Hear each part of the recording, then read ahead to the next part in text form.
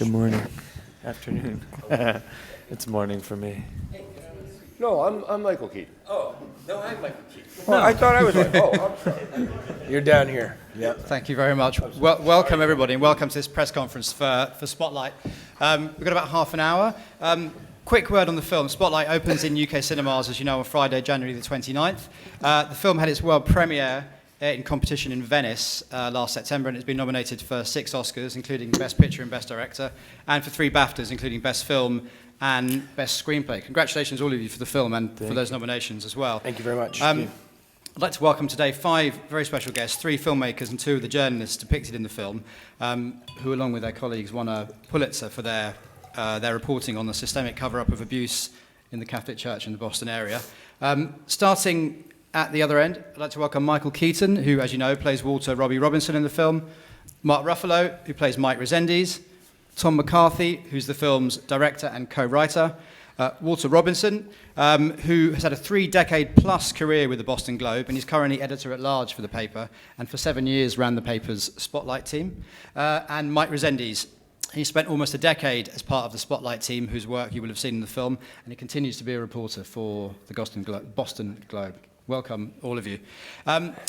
Quick question from me for everybody, then we'll open up. First one, question for both for Walter and for Mike. I mean, the film is terrific and serious and has been widely and rightly praised. But when you first heard it was happening, or the idea there would be a film made of yourselves and your work, what were your initial reactions? Was there any fear?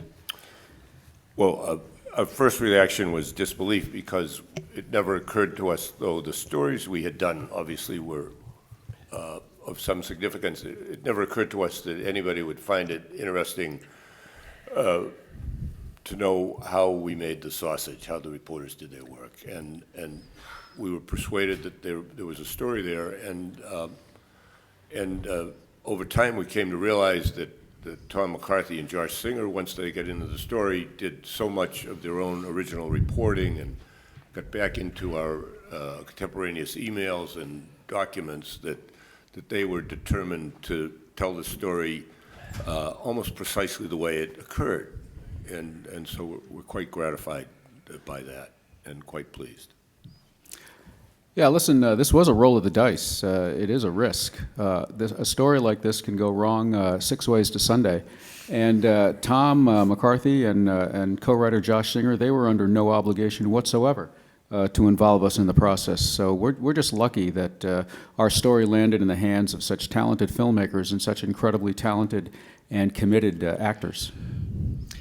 Tom, it's a fairly unique opportunity to be telling a recent historical story where the main protagonists are still very much alive and working. What was your and your co-writers' approach to that? How did you decide to approach that opportunity, and what advice did you give to your actors in terms of that opportunity as well?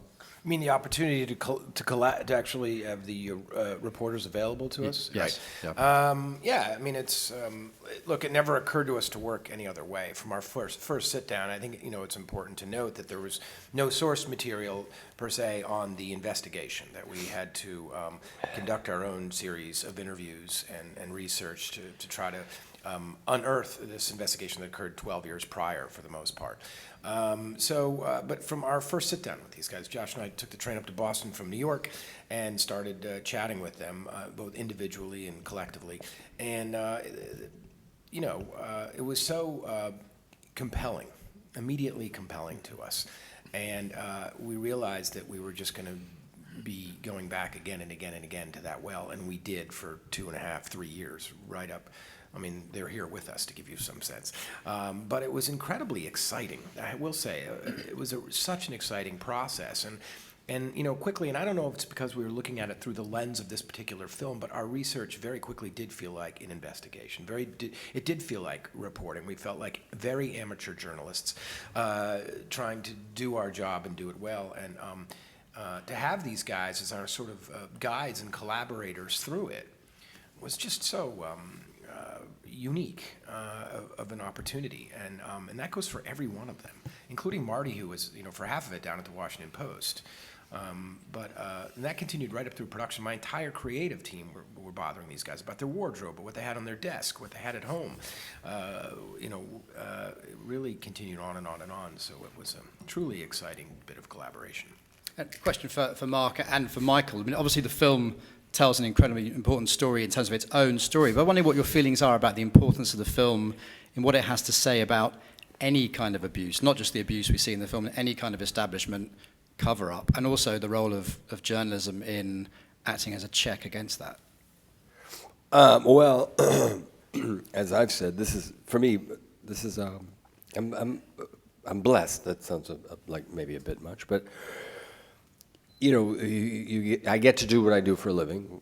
That's the one thing that is fantastic. And then you get to work with these kind of people, and the actors and Tommy and everybody involved, and then these journalists. So that's another bonus. And then it sounds odd to say, or a little, maybe at first a little off center to say I'm blessed or fortunate or grateful to be able to tell a story like this, because who wants to deal with this kind of subject matter every day? But you're in a position to do what you do for a living. Somebody gives you a check, very small one, and say something about something that might, to me, and I'm convinced that this will change and help people's lives. So it was all in all just a really great, pardon me, sorry, really great and really satisfying experience.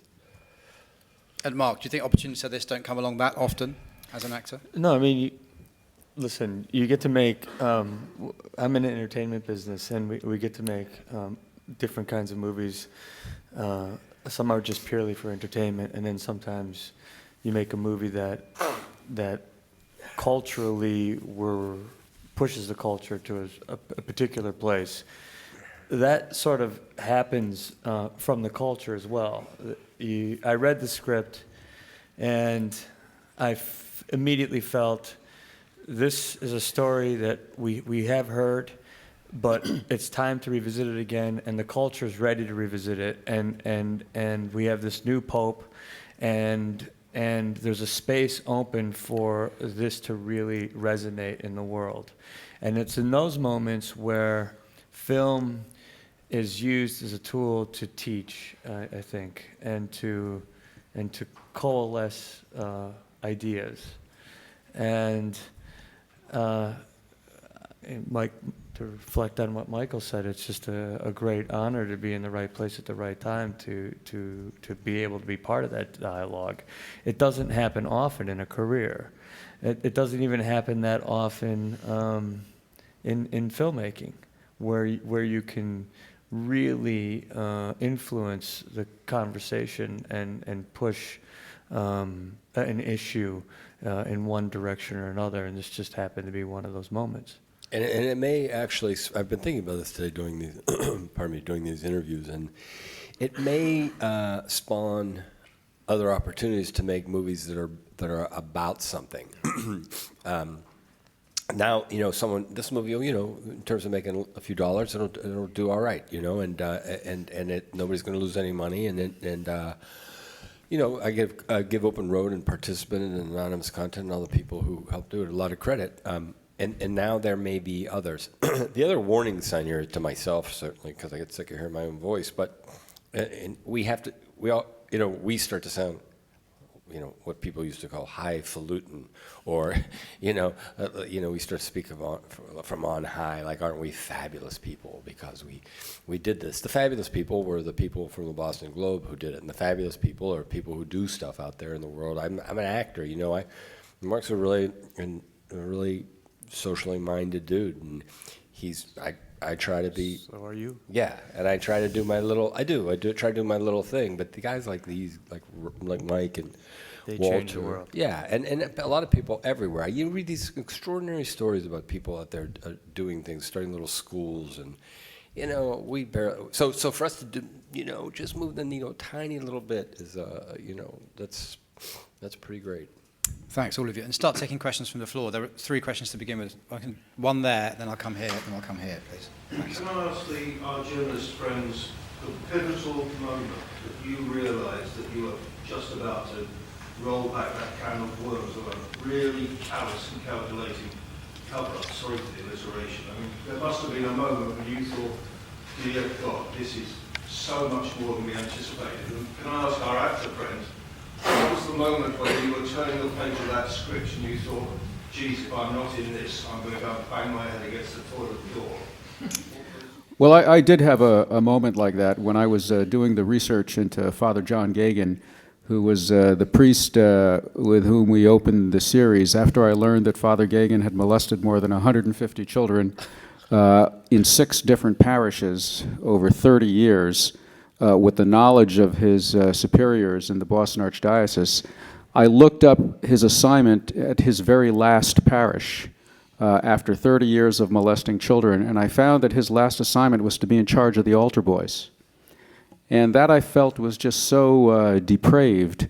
I couldn't understand how that could possibly happen. And it really was at that moment when I told myself, this is going to be a really big story. Walter, was there a moment for you? You know, the moment that shocked me the most when we got into the story and we started to get a lot of documents was to realize that in all of the thousands of church documents about the abuse that were passed internally between the cardinals and the bishops about what to do about Father so-and-so who had done this and where are we going to send him and how are we going to reassign him and how are we going to keep this quiet. It was always about how to keep this quiet. There was never, ever, ever a mention made in any document about what had happened to the children.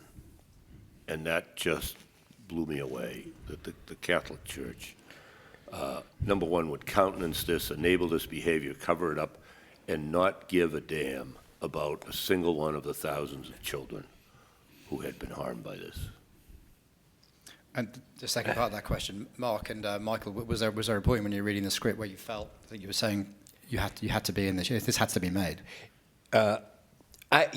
Look, this could have been about dentistry.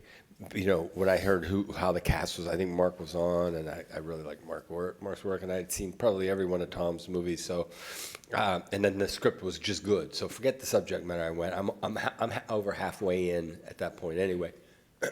Sounds weird to say. Wow, child abuse, that's the icing on the cake. That's a weird thing. But as I said earlier, I go, wow, this means something. I'll tell you what happens is it keeps happening. These last couple of days doing these interviews, it keeps hitting me again and again. Like when we're doing the scene, we read the script, we went over it and over and over it. We rehearsed, we had long discussions. We talked about our personal experiences in the Catholic Church, and then we did the scene, and then we rehearsed the scene, and then we shot more of the scene. We shot scenes around. We kept shooting. You're doing like take 6, take 8, take 8, and then when we're sitting around the table and we're listening, and it's revealed. Now, granted, if we're decent actors, we're really in the moment, living the moment, but still, it hits you even then. You go, Jesus, this is, I already knew the story. I knew the number of priests. I knew how it got exposed. You'd think I'd have read it. You think I would have read it and did what you said, gone, oh my God. It did, but it keeps happening. Today, Walter said something, and that was a statistic that I either had forgotten or didn't realize, and it's kind of unbelievable. So there, it just kind of seems to keep happening. One more thing, real quickly, just as an actor, which is generally really boring talk, but we kind of became. First of all, when you're an actor, I think you kind of are. If not a journalist, you're investigative. You got to investigate, right? You got to ask certain questions. You've got to ask certain questions about yourself. You got to delve in and ask people questions about things. And if you're curious, I think that's a huge bonus. You have to be curious as a journalist. There's no way. That's the starting point, I think. To watch the other actors work, and I think myself too. It was such an easy kind of groove to find in a way, because sometimes I'd be on the set and I'd be listening to everybody talk, and you'd be maybe not in the middle of the scene, and you go, we're kind of weirdly doing this on some kind of plane, we were kind of, which is a great feeling, which is a really, really great feeling, and there are similarities I think between these guys and us, or we took it on. It's a kind of a cool outer and inner body experience. to have. And our leader, Tommy, Thomas, you know, you find yourself like I would look at him, and I had hung out. I started watching Mike. I was watching Mark work, and I thought, wow, Mark's got an interesting process. And I kind of observe how people work, you know. And I thought, I can't tell if he is working. I don't know what he's doing exactly. Then I met Mike, and I went, oh, wow, this is fascinating. This is really interesting to watch. And then I noticed I started to, without trying to, not that I was telling them what to do, but I started like on the set, subtly on my own without ever saying anything. Just I wanted to put a tiny subtle vibe out that at the end of the day, it's me. Now that doesn't, me being him, being Walter. And so you show up for work every day kind of doing that, you know? And then the super Robbie is Tom. Like I'm the Robbie, but he really becomes the super Robbie because Robbie was the boss, Robbie was the player coach. Robbie, at the end of the day, said how it was going to go down. And Tom would let you do certain things and then be very ultra clear about not doing other stuff. It was like, hey, I think this line here, blah, blah. And you go, I don't know, read it. And I'd read it and you go, no, say it as it is. That's pretty good. And then you find yourself going, okay, yes, sir. Sorry about it up. Thank you. Move on to the next question here, please. Thanks. Question for Walter and Mike. We live in a world where we're seeing newspapers, magazines disappearing all the time. We've got an internet that's obsessed with celebrity gossip and listicles. This sort of And what's wrong with that? journalism, you know, you guys did in the spotlight team still does. Will they survive? You know, it's too important to lose. Well, you know, we think a lot about that. The movie really underscores the importance of not so much our story, but the importance of investigative reporting and holding public officials and powerful individuals accountable for their actions. And since we're sitting here in the presence of reporters, and since Joseph Pulitzer once said, every reporter a hope, every editor a disappointment, I'd like to level some criticism at editors. Editors at newspapers in America and here in the UK have cut many, many positions because of the economic calamity caused by the internet. And they have almost always, in most cases, chosen to cut investigative reporting.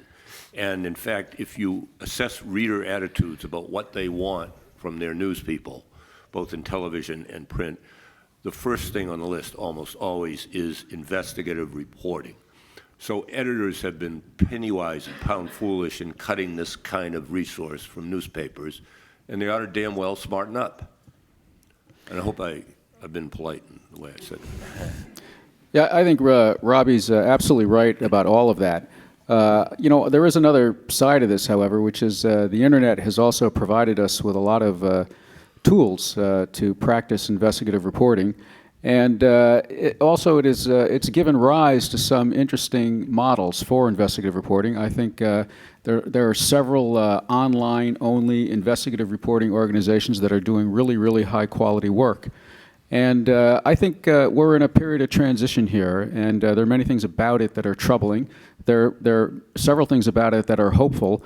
And I just think that investigative reporting is so essential to democracy that we're going to get through this, and we're going to find a model that works. And investigative reporting will survive and thrive, and seriously, God help us if it doesn't. Thank you. Question there, please. Question for Mike and question for Mark. Were you in any way nervous, wary, cautious, suspicious of a story being made and how you would be portrayed on screen by an actor? And Mark, were you in any way negative, suspicious of the press previously, and having worked with these guys and done this story, has your perception now changed?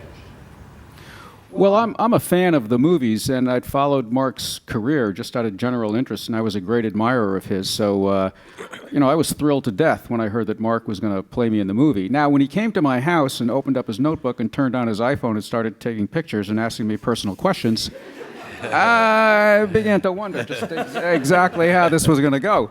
But I sort of slapped myself around metaphorically, and I told myself, hey, pal, you do this to people all the time, so relax. And I just picture you in the bathroom having that conversation and him listening. And after that, it really went fantastically well, and I developed even more respect for Mark than I already had. He worked very, very hard and put his entire heart and soul into this project, and the results you see, which is to say he succeeded brilliantly. You know, I've always had a really healthy kind of respect for the press. You know, there's the gossip stuff, but I've never really taken that seriously. It's like a snack for people. I don't think people really take it to heart. They sort of digest it and poop it out later. They're just like, sorry, if you're not you guys, just the gossip people. For the record, you guys don't poop. Yes, and I'm kind of a news junkie, and you know, I've also been in the trenches where on certain issues where we really relied upon journalism to help us move things in the right direction, and it was always, you're always sort of trying to find people that were willing to write a story about something that maybe wasn't popular, or give a spotlight to folks who you don't normally hear from. So I just have always held it in high regard. But what I got to learn from working with Mike and with Walter and the rest of the Spotlight team and the Boston Globe people was, you know, the deep commitment, what a deep commitment it takes, and what it costs to do it, and also Mike in particular was his just immense humanity, you know. To confront an issue like this in the way he did, you have to leave a lot of space open for people to be human, even if they're on the wrong side of this story. And that's how people will open up to you and talk to you. And he was so equanimable. I sat at his side for days watching him work a story, watching him, hearing him on the phone, hearing him interview people. And I was fascinated by how much space he left for people, even on the wrong side of a story, to be able to write themselves, to be able to suddenly become part of the right side of the story. And keeping that space open made the story have much more nuance, and made the story, he convinced people to do stuff that wasn't directly within their interests, based on the idea that you can do something to right what has been wronged. And that was remarkable. And that wasn't my general perception of a dogged reporter. I always think of a bulldog just hammering away until they get what they need. But he had a way of doing it that that was very, well, let's say this. He's gentle on the people and hard on the problem. And I thought that was a fantastic approach. And the guy's a master at what he does. And so I was very honored to be able to sit and watch how that worked and how important it was. And I saw him change legislation with 2 or 3 articles. He literally changed the state's legislation on a certain issue where people were being hurt. And he did that basically by himself. I mean, he had the Globe behind him and the resources behind him. But I can't think of any other movement or groups of people or communities that can affect that much change in that precise a way in such a short period of time. And that's why it's so important that we have journalism, to me. And that's what you hope kids, younger people, when they see this movie, can get excited about and feel empowered, hopefully. And, you know, listen to Mark talk about that, because Mike, Robbie, good reporters, the commonality, I think, between if you're doing your work correctly as an actor and being a good journalist is listening. You have to listen. And it sounds like what he's describing is, you know, Mike left room to, you know, take judgment away and just listen and hear, you know, just listen. And you kind of listen on 2 levels too, don't you? You listen literally to the conversation, pardon me, And then you kind of listen into the bigger picture, like what's all coming together, what's out there, I guess, you know. Thank you. We've only got a few more minutes left. So I'm going to take a question there and a question at the back as well. And if I can, I had promised a question down here as well. Please.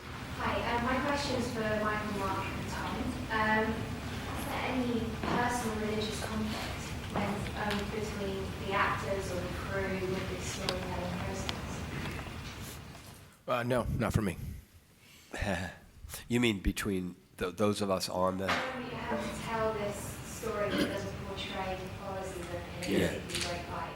But I mean, do you mean that with people like maybe a crew member who felt strongly about Catholicism? No. Did anyone say anything, or were No, I don't remember. saying, oh, this is tough for me because I Yeah. grew up as a Catholic? I think it was probably, you know, there were probably people in the movie we don't even know that, you know, it was quite tough. It's disappointing to me, you know, that's putting it mildly.